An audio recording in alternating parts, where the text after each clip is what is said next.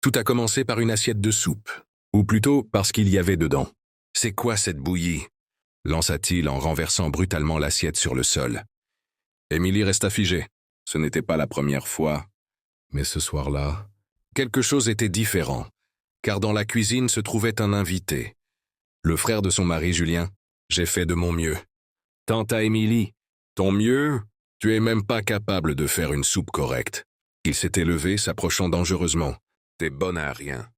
Juste bonne à te plaindre. Puis le coup est parti, un puis un autre. Sec, brutal. Elle heurta le frigo, ses oreilles sifflèrent. Elle se couvrit le visage, retenant ses larmes. Il détestait quand elle pleurait. Mais cette fois, ce n'était pas important. Parce que Julien s'était levé. T'as perdu la tête ou quoi? Sa voix était calme, mais tranchante comme une lame. C'est ma femme. Ce sont mes affaires, grogna l'autre. Julien avança. Une femme, c'est pas un objet ni un punching ball.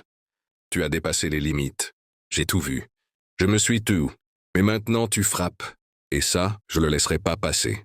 Ce soir-là, les coups ne sont pas tombés que sur Émilie.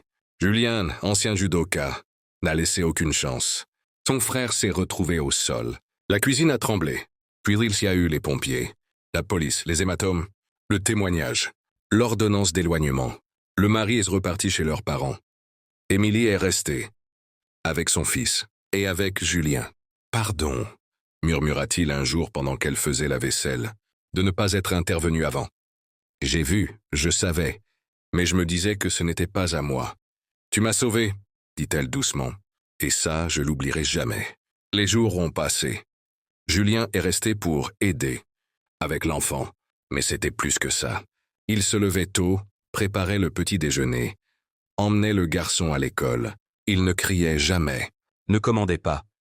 ne jugeait pas. Il était simplement là. J'ai peur, avoua Émilie, et j'ai peur d'aimer à nouveau. Même de ressentir quoi que ce soit. Il l'a prise dans ses bras.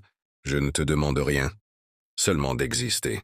Mais si un jour tu veux qu'il y ait quelqu'un qui te protège, au lieu de te briser, je serai là. Ils ne se sont pas précipités, pas de déclaration, pas de film. Mais un matin, Émilie s'est réveillée, l'a regardé et a souri. Pour la première fois depuis des années. Aujourd'hui, personne ne critique sa soupe. On la mange avec du pain, de la tendresse et des remerciements sincères. Peu importe la recette. Ce qui compte, c'est qui est à table avec elle,